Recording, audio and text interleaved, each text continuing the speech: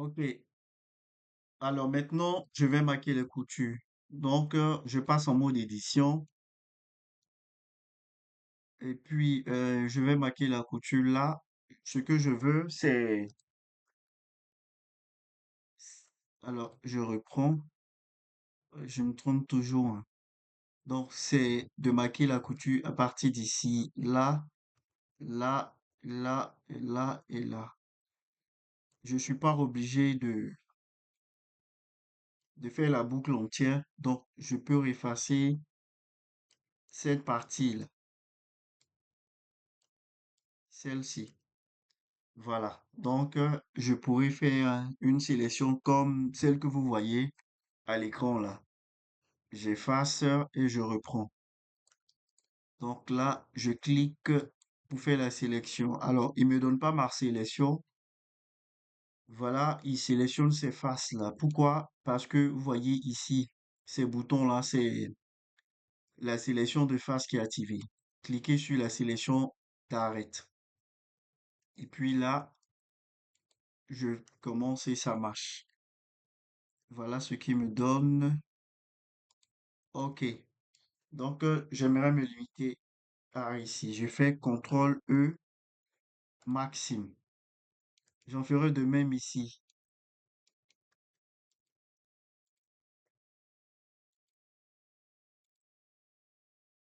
CTRL E maxime. Et puis, je veux celle-ci. Voilà. CTRL E maxime. Je vais déplier cette partie-là seulement, le dossier.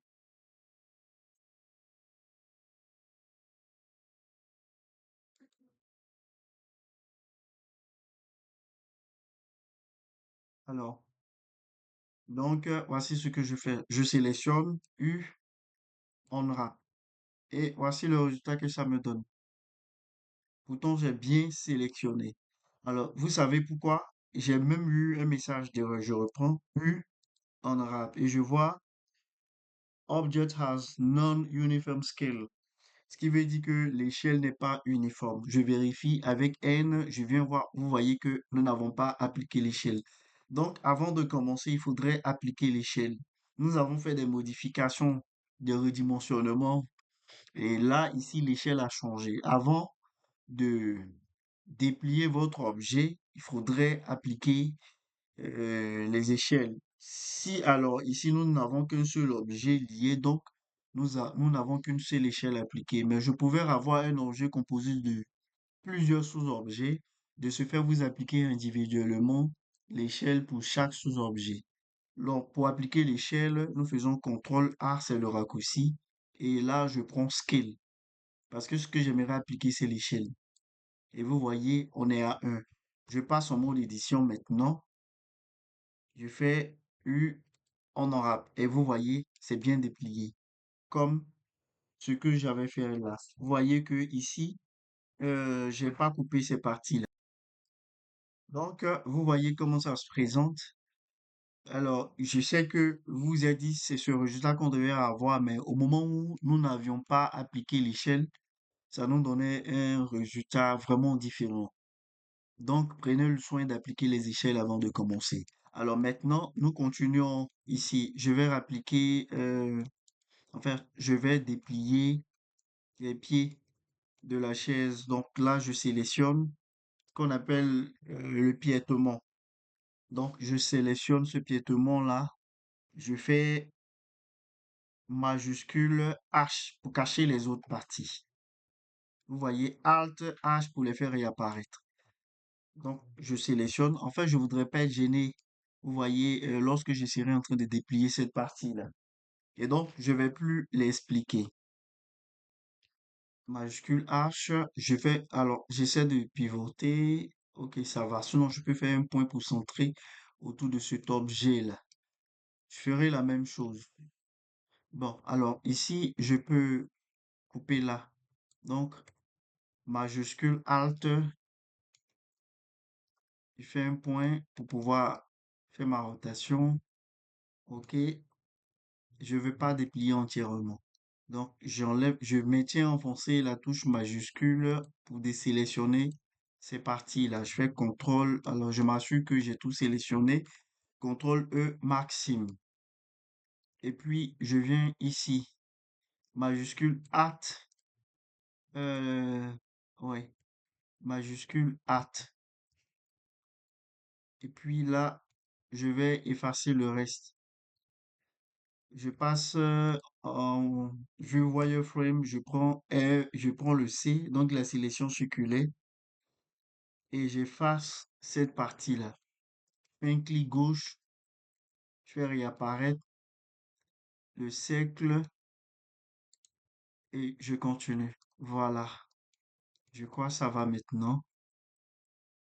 Je fais CTRL E maxime. Et puis, bon, c'est vrai, je suis un peu descendu. Je continue ici. Alors, lorsque vous faites majuscule Alt et qu'une seule partie est sélectionnée, vous continuez toujours avec majuscule Alt de sorte à continuer la sélection.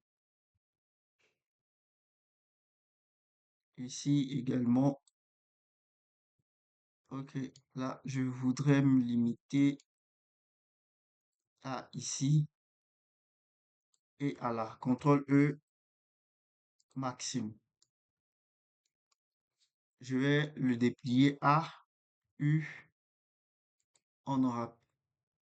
Ok, oui, ça va, c'est bon. Ok. Et puis, je repasse.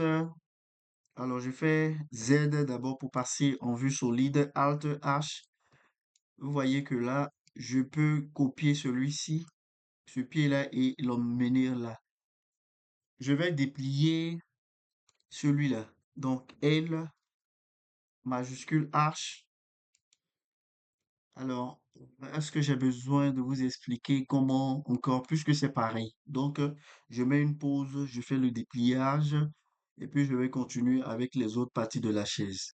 Alors, j'étais juste en train de déplier, mais je me suis rendu compte que certains ne savent pas réellement modéliser et donc je ne saurais pas comment j'arrive à faire ce panoramique-là. Pour faire ce panoramique, vous maintenez la touche majuscule enfoncée et vous utilisez la molette de souris enfoncée. Je dis pas qu'il faut faire avancer ou reculer la molette. Il faudrait pas la faire tourner. Il faut faire un clic là-dessus, maintenir ce clic-là, maintenir également Shift, aller vers le haut ou descendre. Voilà. Et puis maintenant, euh, je disais, je reprends. Lorsque je fais apparaître ce cercle-là, avec la molette, je peux agrandir l'espace occupé par ce cercle-là. Je peux également réduire. Avec la même molette enfoncée, euh, je vais supprimer ces parties-là. Voilà. Et puis, je fais un clic gauche pour faire disparaître parce que quand j'ai mon cercle, j'arrive pas à faire ce panoramique. Donc, je fais un clic gauche pour le faire disparaître. Et puis, OK, voilà ce que j'ai. Je vais voir maintenant CTRL E maxime U en arabe.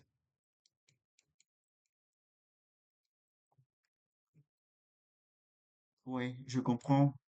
C'est parce que j'ai détaché cette partie-là. OK, donc je vais l'effacer. Alors, je vais effacer celle-ci. Donc là, je suis obligé de faire la sélection ou je prends le C. Non, le C va tout sélectionner. Donc, ouais, je reprends. Là, je le fais manuellement. Je pourrais pas le faire automatiquement.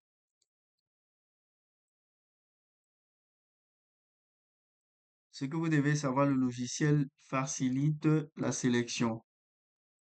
U, on aura. OK, c'est bon. Z, Alt, H. Maintenant, ce que j'aurai à faire, c'est je vais déplier cette partie-là et puis je vais mettre la pause et déplier les deux autres pour ne pas que la vidéo soit longue. Bon, là, je sélectionne majuscule H, point pour cadrer sur la sélection. C'est beaucoup plus simple, hein, c'est pareil. Euh, je peux couper à partir de là. Ok, ici ça va. Et puis ici, ici. Ok, CTRL E maximum. Je reviens également ici.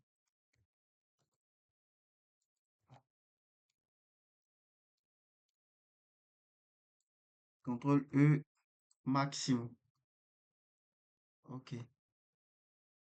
Et puis là, je vais couper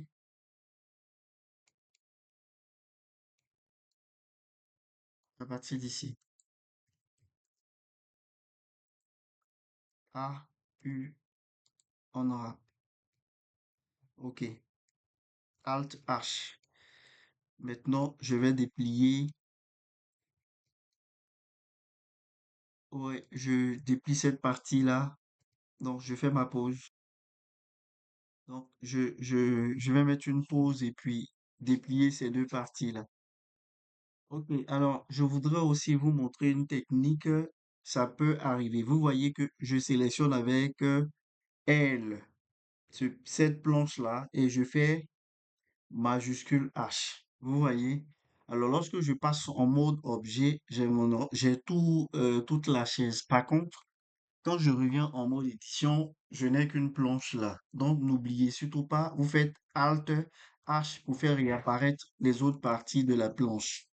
Alors, en ayant sélectionné la planche, n'oubliez surtout pas également, vous appuyez sur le point du pavé numérique pour cadrer sur l'objet sélectionné.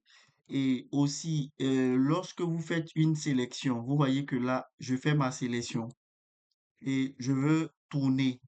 Alors, je peux également cadrer sur cette sélection en appuyant sur le point du pavé numérique pour pouvoir ici, à partir de là, apprécier la façon dont j'ai fait ma sélection. Donc, ne l'oubliez surtout pas, c'est des difficultés le plus souvent auxquelles on peut être confronté lorsqu'on modélise.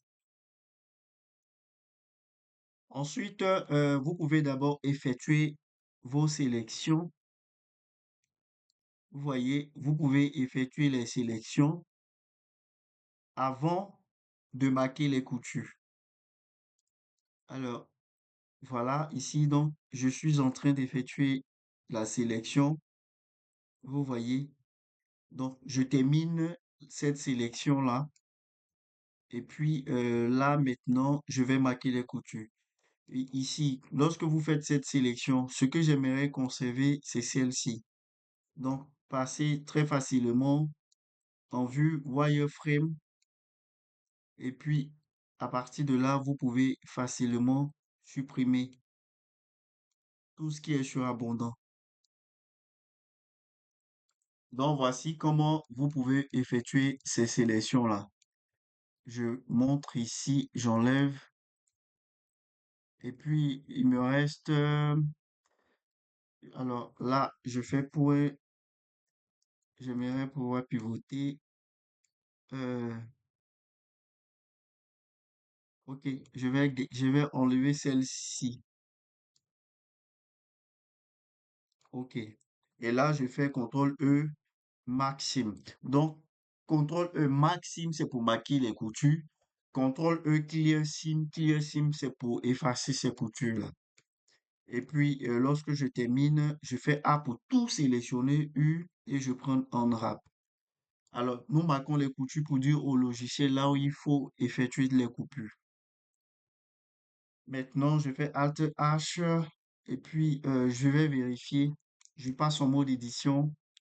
Je fais Alt A pour tout désélectionner. Je m'assure d'avoir marqué les coutures.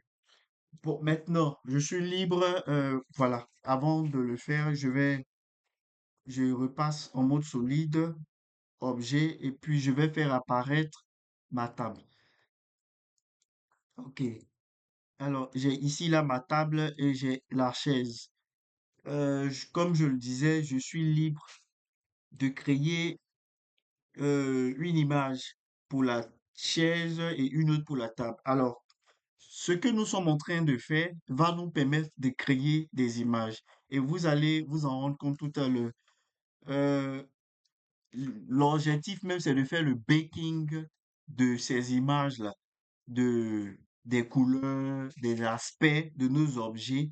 Donc, quand on fait le baking, c'est un calcul que nous faisons et nous l'ajoutons à une image. Et après, dans les matériaux, nous enlevons tout ce que nous avons mis sur ces objets-là et nous prenons cette image-là. Aussi, pourquoi on le fait? Ici, j'ai Blender. Blender a ses différents shaders. Vous voyez? Et Blender aussi a un langage pour les shaders. Et donc, en exportant mon travail dans un autre logiciel, je peux ne pas avoir le résultat escompté. En majorité, c'est le cas. Vous verrez que le bleu sera un peu fade, certaines couleurs vont pas bien apparaître, et puis surtout la luminosité et tous ces calculs que nous ajouterons seront pas pris en compte par le moteur 3D dans lequel nous allons exporter notre objet ou par le moteur de jeu. Voici pourquoi il est important de faire tout ce calcul-là sur une image et d'utiliser cette image-là parce que l'image, elle est reconnue par tous ces logiciels. Ok, et donc je disais que nous pouvons créer deux textures, une pour la table et une autre pour la chaise, ou nous pouvons utiliser une même texture pour plusieurs objets. Alors, c'est ce que nous allons faire. Euh, je vais utiliser une texture pour ces deux objets-là. Mais c'est le même processus lorsque nous voulons utiliser une texture pour chaque objet.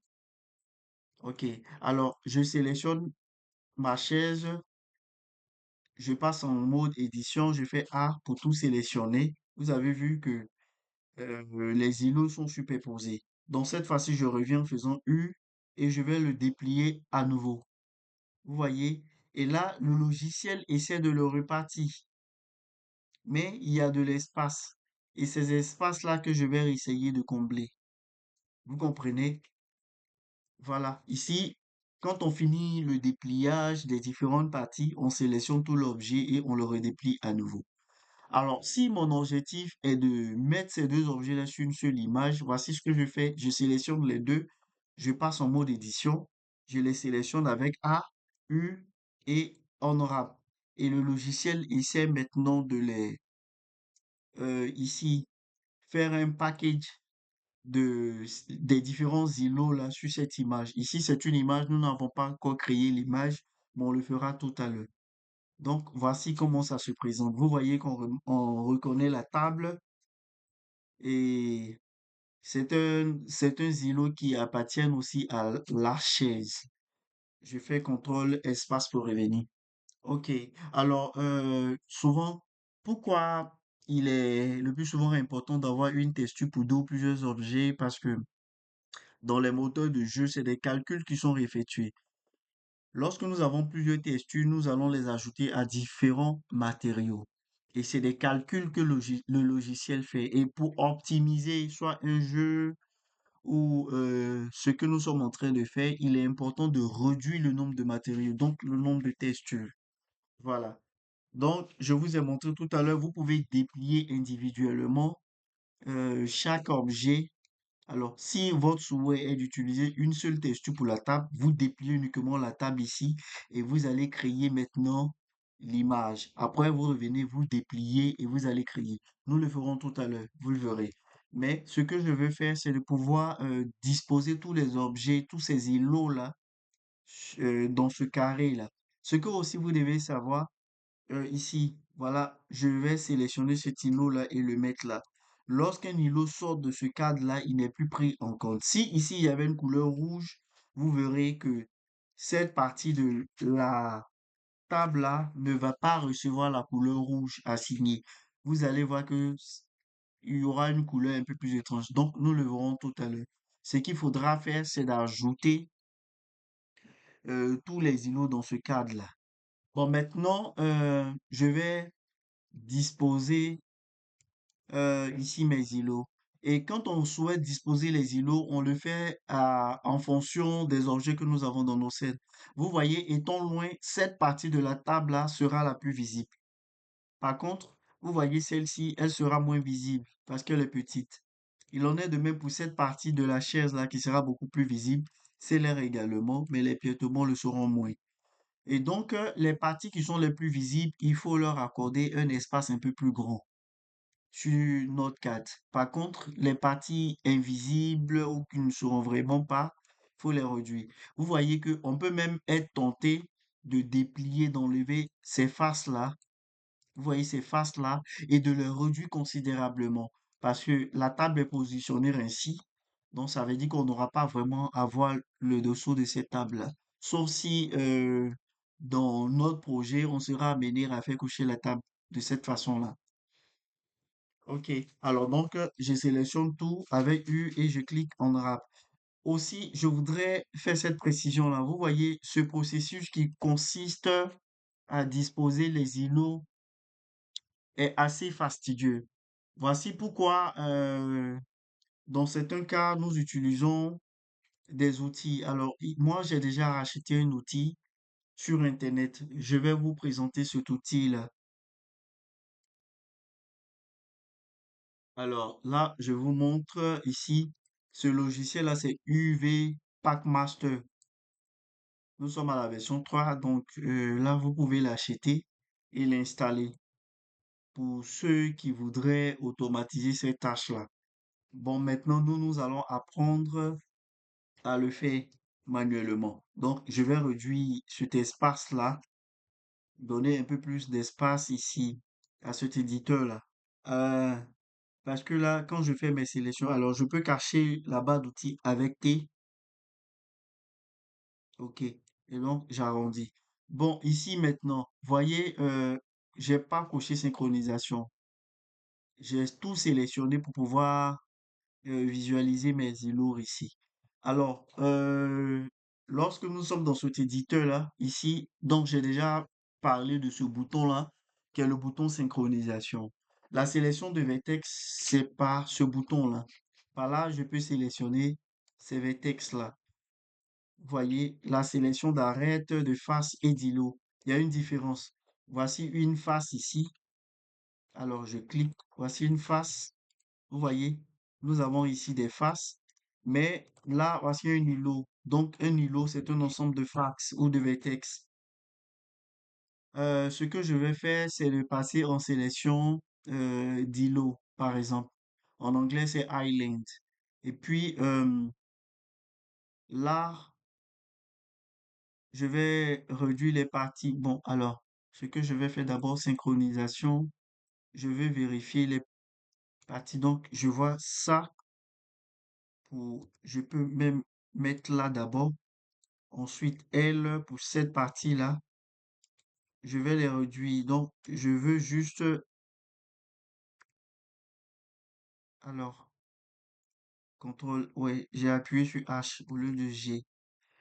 Aussi, lorsque vous voulez perdre un peu plus de temps, hein, vous voyez, pour ces pieds-là, ces planches-là, vous pouvez les superposer.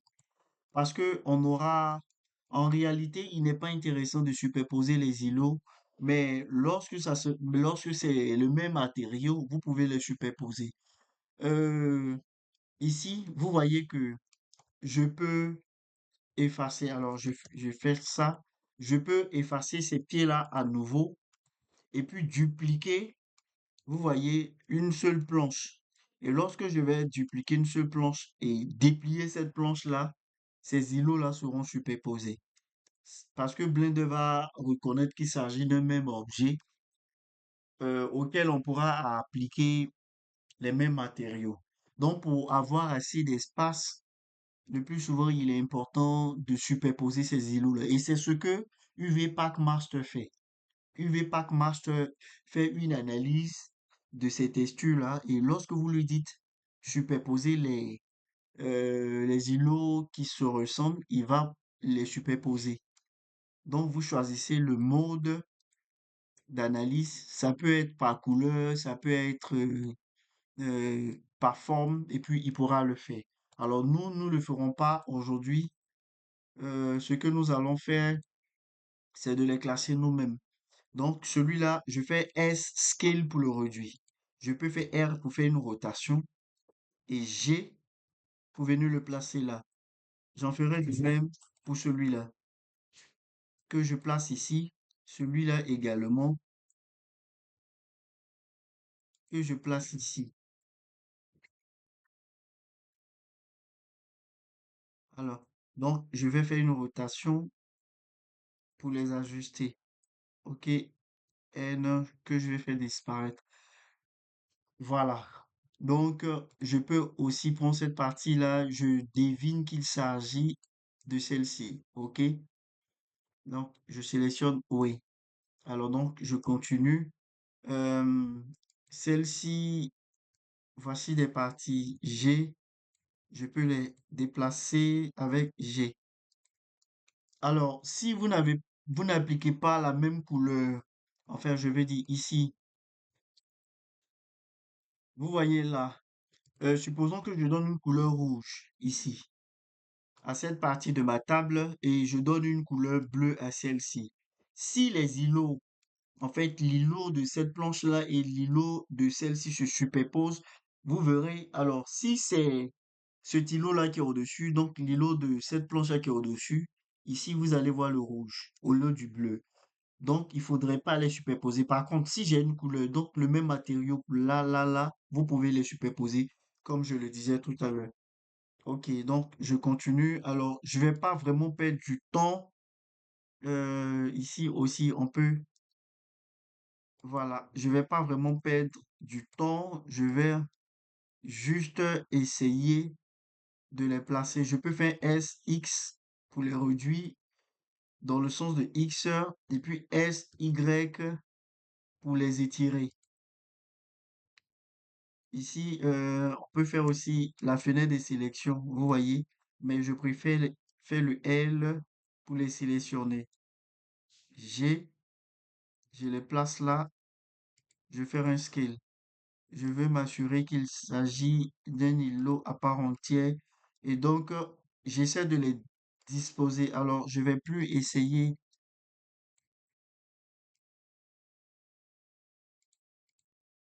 Donc, voilà. C'est tout ce travail-là qu'on aura à faire. On peut essayer de les étirer pour occuper de l'espace. Et vous voyez que plus un îlot occupe de l'espace et moins il est pixelisé. Voilà. Parce que le plus souvent, on peut faire des dessins. Lorsque vous avez ici cet îlot-là et que vous le réduisez extrêmement, lorsque vous serez amené à dessiner sur cette partie-là, vous verrez que ça ne sera pas vraiment visible. OK. Donc, voici comment je le fais. Je peux zoomer, ajuster. Je le place là. Celui-là également. X, X, G. Et puis S pour ça. Voilà. Hmm, ok. À mon avis, ça va. Bon, ici, je suis juste en train de vous montrer ce qu'il faut faire. Alors, il y a plusieurs... le workflow des textures, il est encore beaucoup plus large. Il arrive le plus souvent même que soit nous sélectionnons un niveau et nous appuyons sur P. Vous voyez, et là, il maintient l'objet à sa place. Et quand je relance les dépliages, l'objet reste là. Alors, pour cela, vous devez encore le sélectionner et faire Alt P pour enlever le pin. Donc, c'est l'ancrage, en fait, des îlots. OK. Alors, donc maintenant, j'ai terminé. Voici comment nous faisons nos dépliages. Vous voyez? Et pour créer une image, maintenant, je viens juste au-dessus, je clique sur New. Je choisis, je peux l'appeler euh, 2DA. Je donne une résolution. Bon, là, je vais laisser à 1024 sur 1024. Sachez que c'est une texture au carré. Donc, vous ne devez pas avoir 1024 là et une autre valeur ici. Vous comprenez? Donc, c'est une texture au carré. Nous pouvons avoir 512, après 1024, après 2048, et ainsi de suite. Et puis ici, la couleur de fond, c'est le noir. On peut changer cette couleur-là. Là, je peux opter pour celle-ci. Et puis, je laisse tout le reste et je clique sur New Image. Vous avez vu que... Voilà. Maintenant, là, j'ai terminé. Donc, ça ne se voit pas, mais juste à l'intérieur, là, je remonte. Ici, vous cliquez là, UV Map, et vous voyez ici UV Map. Ce qui veut dire que le logiciel a créé une carte UV qui se retrouvera ici dans nos différents modèles.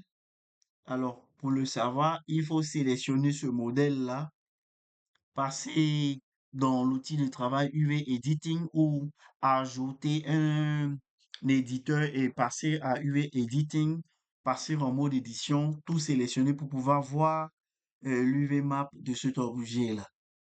Alors ici, là, j'ai sélectionné la chaise, donc voici les parties occupées par en fait, la table.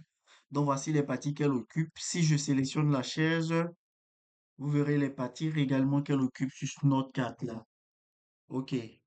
Et puis maintenant, ce que nous ferons, c'est de passer au texturage. Alors, après cette partie-là, nous allons passer au texturage et nous ferons le baking.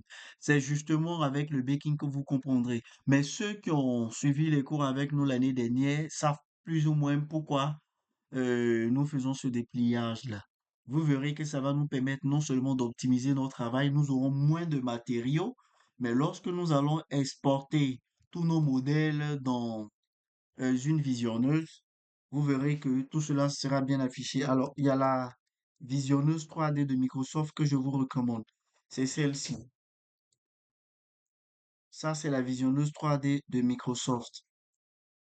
Lorsque nous exporterons nos modèles tels quels, vous verrez comment ça va se présenter. Et après le texturage, donc, après la création d'une carte de texture, vous verrez comment ça va se présenter.